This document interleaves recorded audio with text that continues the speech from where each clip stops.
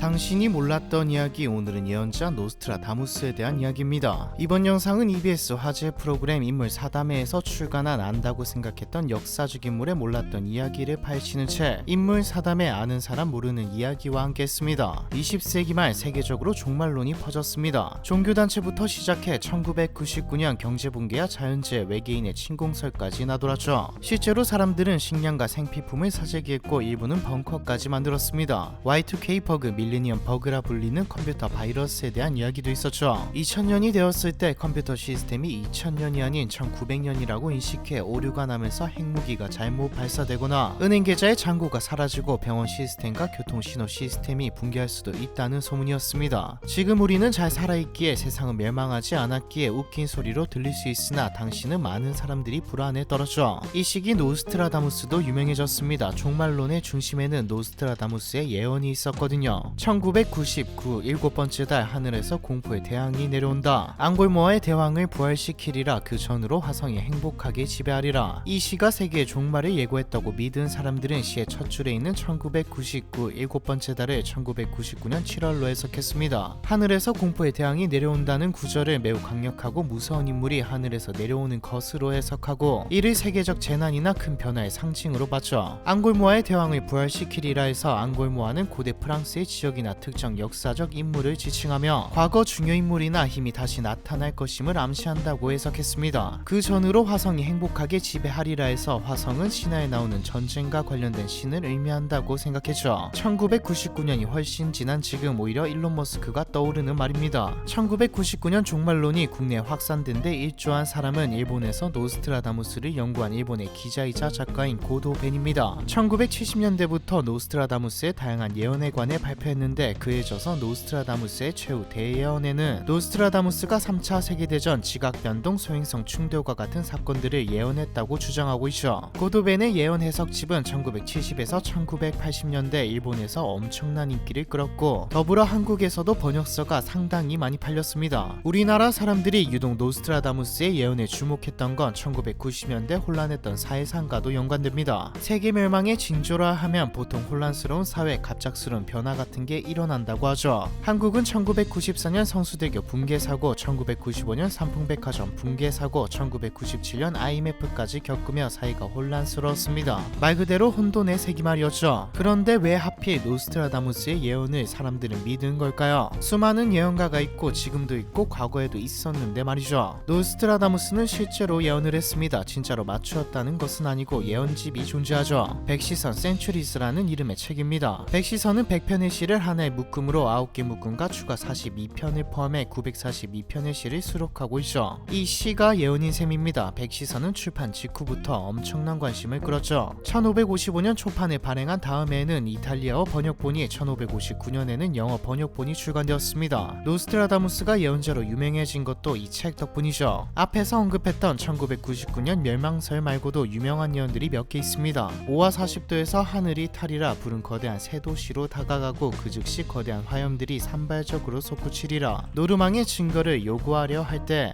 혹시 떠오르는 게 있으실까요? 이 시는 9.11을 예언한 것으로 해석되기도 합니다. 5와 40도는 뉴욕 맨해튼의 위도가 40.5와 비슷한 40.47도이고 새 도시 뉴가 들어가는 대도시는 뉴욕밖에 없거든요. 두 개를 합치면 뉴욕에서 일어난 대참사 9.11이라는 말이죠. 그런데 이건 좀 어불성설인 게 있습니다. 노스트라다무스가 살던 16세기에는 서수점 표기가 없었거든요. 다른 예언도 보시죠. 사나운 야수들이 굶주린 채 강을 헤엄쳐 건너리라. 더 많은 군대가 히스터와 맞설 것이다. 거대한 지역이 철의 우리로 끌려 들어간다. 그때 게르만의 아이들은 아무것도 보지 못하리. 이 시는 히틀러에 대해서 예언한 것으로 알려져 있습니다. 시에서 나온 히스터가 히틀러와 유사하고 철의 우리는 2차 세계대전 사용된 벙커나 탱크를 상징한다고 보죠. 게르만은 독일인들을 뜻하고요. 하지만 반대 의견도 존재합니다. 반대 의견이라기보다는 적절한 반박이죠. 히스터는 다뉴브강의 라틴어 명칭이 강이고 이 강은 로마 제국의 국경 지역이자 군사적 요충지였습니다. 히스터는 히틀러보다는 다뉴브 강을 뜻하는 게 더 신빙성 있는 해석이죠. 무엇보다 노스트라다무스의 예언은 어떤 방식으로 글을 썼는지 이해하는 것이 중요하다는 것을 알아야 합니다. 글은 문법에 맞지 않고 프랑스어 단어들이 단순히 나열된 형태로 그리스어, 히브리어, 프랑스, 프로방스어, 지방사투리, 라틴어까지 섞여있죠. 또한 노스트라다무스는 철자와 문장 구조를 바꾸거나 생략하기도 했습니다. 특히 한국어에 은는이가 을를 같은 조사가 생략된 글이 많았는데 이런 식으로 글을 작성해 해석에 논란을 유도했죠. 왜 이런 방식으로 글을 썼을까요? 노스트라다무스 본인은 예언서를 읽는 사람들이 동요하지 않게 하려고 특정한 사람들만 해석할 수 있게 썼다고 설명했죠. 그가 살던 16세기 프랑스가 종교개혁 후 로마 가톨릭교와 신교파가 대립하는 상황이었다는 점을 고려하며 종교와 정치의 압박을 피하려고 일부러 어렵게 썼다고 볼 수도 있습니다. 하지만 가장 설득력 있는 건 애매하게 쓰면 무슨 일이 터졌을 때 끼워 맞추기 좋기 때문이라는 것이죠. 우리에게 노스트라다무스는 프랑스 국왕이었던 앙리 2세의 정책 자문이자 기구한 삶을 살았고 하는 예언마다 들어맞춘 희대의 예언가로 알려져 있습니다. 그런데 이는 사실이 아닙니다. 앙리 2세 정책 자문도 아니었고 그닥 기구한 삶을 살지도 않았죠. 노스트라다무스는 1503년 12월 14일 프랑스의 생레미드 프로방스 마을에서 태어났습니다. 노스트라다무스의 조상은 유대인이었지만 할아버지 때 가톨릭으로 개종한 상인 가문이었죠. 상당히 부유했고 좋은 교육은 물론 똑똑하기까지 했습니다. 할아버지는 의사이자 천문학자로 어린 노스트라다무스에게 라틴어와 그리스어, 히브리어, 수학, 천문학을 가르쳤죠. 이 역량 때문이었는지는 몰라도 돈을 많이 벌 수 있는 상인의 길을 뒤로하고 의대 진학을 결정합니다. 현대 의사들은 일종의 과학자로 질병을 분석하고 치료법을 찾죠. 하지만 16세기는 달랐습니다. 의사는 단순히 치료하는 사람을 넘어 신학자이자 철학자, 연금술사와 점성술사 그리고 예언가의 역할까지 해냈죠. 16세기 의학은 히포크라테스와 같은 고대 의학자들이 주장한 체액설에 기반했습니다. 체액설은 인간의 몸이 점액, 혈액, 담즙, 황액이라는 4가지 체액으로 구성되어 있고 이것들을 잘 활용해 모든 병을 치료할 수 있다는 내용이죠. 당연히 효과는 없었습니다. 대부분의 치료는 의미가 없었고 오히려 환자에게 더 큰 고통을 주고 심지어 죽음을 앞당기기까지 했죠. 예를 들어 환자가 열이 나서 찾아오면 의사는 피를 뽑았고 외상을 치료할 때는 끓는 기름을 붓거나 짐승의 대변을 바르고 붕대로 싸맸습니다. 흑사병을 치료할 때도 피를 흘리게 하고 영원히 병에 걸리는 것이니 잠을 자지 말라고 한다던가 운동과 채소, 목욕을 금지하기도 했죠. 없던 병도 생길 지경입니다. 노스트라다무스는 어땠을까요? 다른 의사들과 조금 달랐습니다. 흑사병이라는 대재앙 앞에서 당시의 의학이 아무 효과가 없다는 것에 노스트라다무스는 환멸을 느꼈습니다. 그래서 점성술과 신비주의, 형이상학을 탐구했죠. 의술을 넘어서는 무언가가 필요했던 겁니다. 그리고 사실 대학을 졸업하지도 못했습니다. 의대를 진학했지만 과거 약초 연구를 했던 일이 들켜서 퇴학당했거든요. 노스트라다무스가 진학했던 의대는 몽펠리 의대라는 명문이었는데 교칙으로 육체노동을 금하고 있었습니다. 약제사가 이에 해당했죠. 그래도 의사를 접지는 않았습니다. 스승 밑에서 끊임없이 연구하고 갈고 닦았죠. 다른 의사들과 달랐던 점은 오히려 강점이 되었습니다. 흑사병이 유럽을 휩쓸 때 의사들은 치료법을 찾기 위해 온갖 방법을 다 써보았지만 실패했죠. 기존의 방식을 고수했거든요. 노스트라다무스는 천연 재료를 이용한 치료법을 개발하려고 했습니다. 그렇게 탄생한 게 장미환이죠. 실제로 다른 지역에 비해서 노스트라다무스가 활동했던 지역은 흑사병 사망률이 훨씬 낮았습니다. 그런데 이게 효과가 정말 있었던 걸까요? 사실 효과는 없었습니다. 진짜 효과가 있었던 건 위생 덕분이었죠. 왜인지는 모르겠지만 노스트라다무스는 위생에 신경을 썼습니다. 깨끗한 물과 목욕, 붕대는 재사용하지 않고 시체는 한 곳에 매장한다던가 하는 것들이었죠. 흑사병 치료라기보다는 확산을 막았다고 볼 수 있겠네요. 어찌되었든 노스트라다무스는 명성을 얻었습니다. 프랑스와 이탈리아를 돌아다니며 치료를 했고 이름을 떨치던 학자인 율리우스 시저 스켈리거에게 함께 연구하자는 초대도 받았죠. 결혼도 했고 2명의 자녀도 가졌습니다. 그런데 1534년 평소와 같이 치료를 하던 중 고향에서 비보가 들려옵니다. 아내와 아이들이 흑사병으로 사망했다는 것이었죠. 사람들은 가족도 못 지켜놓고 무슨 의사냐고 비아냥댔고 후원을 끊겼고 명성은 추락했고 반환 소송까지 당했습니다. 거기다 종교 조각상을 보고 무심코 악마를 만들었다라고 말했는데 이 발언으로 이교도로 몰립니다. 종교의 권위가 하늘을 찌르던 시기 이교도로 몰리면 마녀 사냥을 당하기 일쑤였죠. 결국 종교 재판에까지 출두합니다. 노스트라다무스는 질려버린 건지 프랑스를 떠나 이탈리아와 그리스, 튀르키예 등 다른 지역을 떠돌았습니다. 그리고 이 시기 예언의 세계로 빠져들죠. 이 시기 믿거나 말거나 노스트라다무스에 대한 전설 같은 이야기도 만들어집니다. 떠돌이 생활을 하던 노스트라다무스가 수도승 펠리체 페레티를 만났는데 갑자기 무릎을 꿇고 듣고 교황님 인사드립니다라고 인사를 했다는 것이죠. 펠리체 페레티는 노스트라다무스가 사망한 뒤 교황이 된 인물이고요. 시간이 지나 노스트라다무스는 프랑스로 돌아와 다시 의사일을 했습니다. 여러 책들도 출간했죠.